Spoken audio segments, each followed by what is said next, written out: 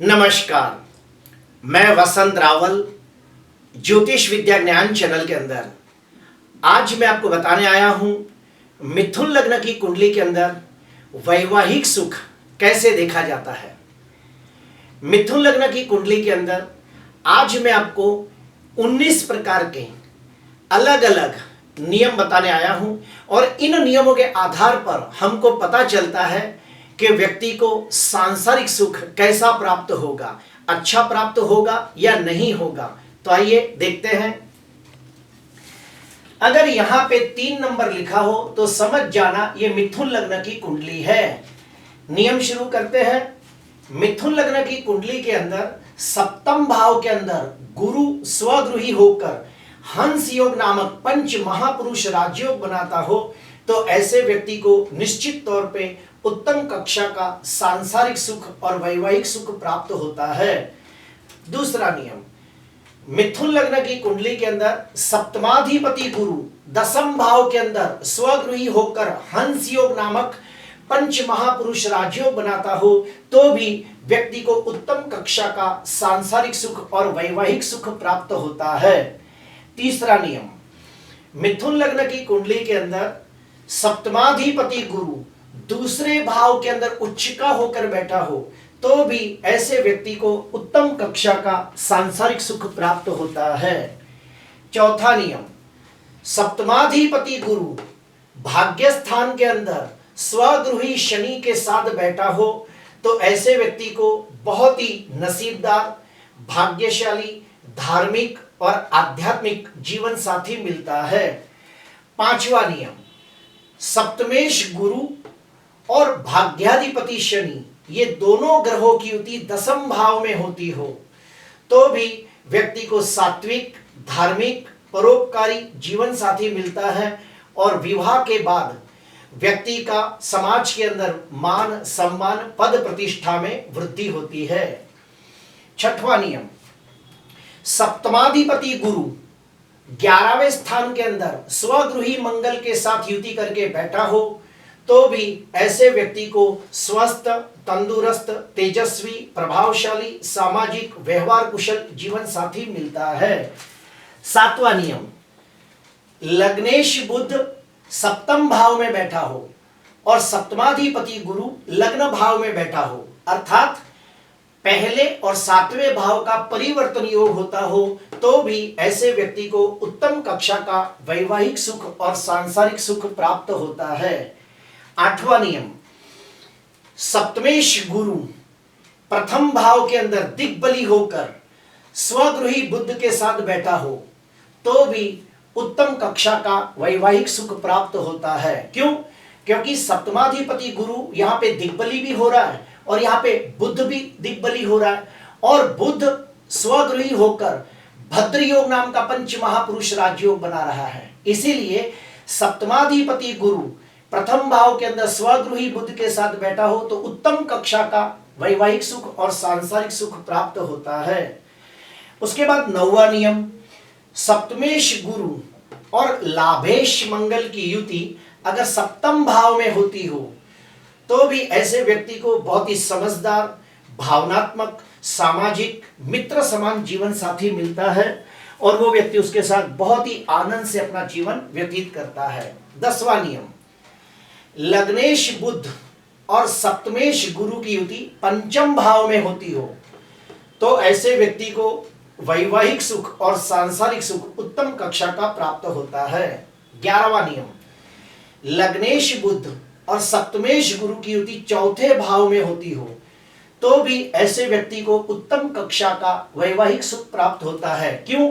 क्योंकि सप्तमाधिपति गुरु चौथे भाव में बैठा है और साथ में बुध उच्चका होकर भद्र योग नामक पंच महापुरुष राजयोग बना रहा है। तो फिर से बोलता हूं, लग्नेश बुध और सप्तमेश गुरु की युति सुख स्थान में होती हो, चौथे भाव में होती हो तो ऐसे व्यक्ति को उत्तम कक्षा का जीवन साथी मिलता है और वैवाहिक सुख उत्तम प्राप्त होता है। 12वां नियम, पंचमे शुक्र और भाग्येश शनि की युति सप्तम भाव के अंदर स्वगृही गुरु के साथ होती हो तो सोने पे सुहागा जैसा फल मिलता है और वो व्यक्ति शादी के बाद सर्व प्रकार के सांसारिक और भौतिक सुखों की प्राप्ति करता है और समाज के अंदर मान सम्मान पद प्रतिष्ठा की प्राप्ति करता है। वैसा ही और एक नियम है कि पंचमे शुक्र और भाग्य शनि की युति दसम भाव में होती हो और साथ में वहां पे गुरु बैठा हो तो भी ऐसे व्यक्ति को उत्तम कक्षा का जीवन साथी मिलता है और विवाह के बाद व्यक्ति का समाज में मान सम्मान पद प्रतिष्ठा में वृद्धि होती है। उसके बाद 13वां नियम बताने जा रहा हूं। सप्तमेश गुरु दूसरे भाव में उच्च का होकर स्वगृही चंद्र के साथ गज के श्री योग नामक जबरदस्त राजयोग बनाता हो तो ऐसा व्यक्ति विवाह के बाद बहुत ही धनवान होता है और उसका जो जीवन साथी होता है वो परोपकारी, सेवाभावी और उत्तम कक्षा के विचारों वाला जीवन साथी मिलता है। उसके बाद 14वां नियम बताने जा रहा हूं। धनेश चंद्र और सप्तमेश गुरु की युति लाभ भाव में होती हो तो ऐसे व्यक्ति को धनवान, कीर्तिवान, यशवान जीवन साथी मिलता है और उत्तम कक्षा का वैवाहिक सुख प्राप्त होता है। 15वां नियम, धनेश चंद्र और सप्तमेश गुरु की युति अगर दसम भाव में होती हो तो भी उत्तम कक्षा का जीवन सुख, उत्तम कक्षा का वैवाहिक सुख प्राप्त होता है और सांसारिक सुख प्राप्त होता है। अभी हम लोग अशुभ के बारे में जानेंगे। अगर सप्तमाधिपति गुरु नीच का होकर अष्टम भाव में बैठा हो तो ऐसे व्यक्ति के विवाह में बहुत सारे विघ्न आते हैं या फिर शादी के बाद अपनी पत्नी के साथ या पति के साथ बहुत कंकाश कलेश होता है या फिर विवाह भंग हो जाता है। दूसरा, सप्तमेश गुरु राहु के साथ युति करके 6वें, 8वें या 12वें भाव में बैठा हो तो भी विवाह में विघ्न होता है या फिर पत्नी से बहुत लड़ाई झगड़े होते हैं या फिर विवाह भंग का योग बनता है। तीसरा, सप्तम भाव के अंदर सूर्य ग्रहण, चंद्र ग्रहण, अंगारक योग, विष योग, शनि और राहु का श्रापित योग जैसे अशुभ योग बनते हो और सप्तमाधिपति गुरु अस्त का होता हो, नीच का होता हो या फिर मृत अवस्था में बलहीन होता हो तो भी ऐसे व्यक्ति के विवाह में बहुत सारे विघ्न आते हैं। विवाह के बाद वैवाहिक जीवन कंकाश में, कलेश में रहता है या फिर विवाह भंग हो जाता है। और चौथा नियम, सप्तम भाव अगर जो पाप कर्तरी योग में पीड़ित हो, अभी इधर देखिए सप्तम भाव के एक तरफ राहु है, एक तरफ शनि है, तो अगर सप्तम भाव दो पाप ग्रहों के बीच में आ जाता है तो हम इसे पाप कर्तरी योग कहते हैं। तो फिर से बोलता हूं, सप्तम भाव पाप कर्तरी योग में आता हो और सप्तमाधिपति गुरु कहीं भी बैठा हो लेकिन वो भी पाप कर्तरी योग में आता हो तो निश्चित तौर पे विवाह में विघ्न होता है या फिर विवाह के बाद कंकास कलेश, अशांति, झगड़े होते हैं। अगर मान लो हमें पता चलता है कि व्यक्ति के जीवन में प्रथम विवाह भंग होने का योग है तो हम उसे सलाह देते हैं कि उस व्यक्ति को अपनी पहली शादी अर्क विवाह करके अपनी पहली शादी को टाल देना चाहिए और फिर कुंडली मिलाप करके दूसरा विवाह करना चाहिए। अगर मान लो उसकी कुंडली में 2 बार शादी टूटने का योग है तो क्या करें, तो 2 बार अर्क विवाह की पूजा करके अपनी 2 शादी के योग को टाल देना चाहिए और फिर कुंडली मिलाप करके तीसरे विवाह में प्रवेश करना चाहिए।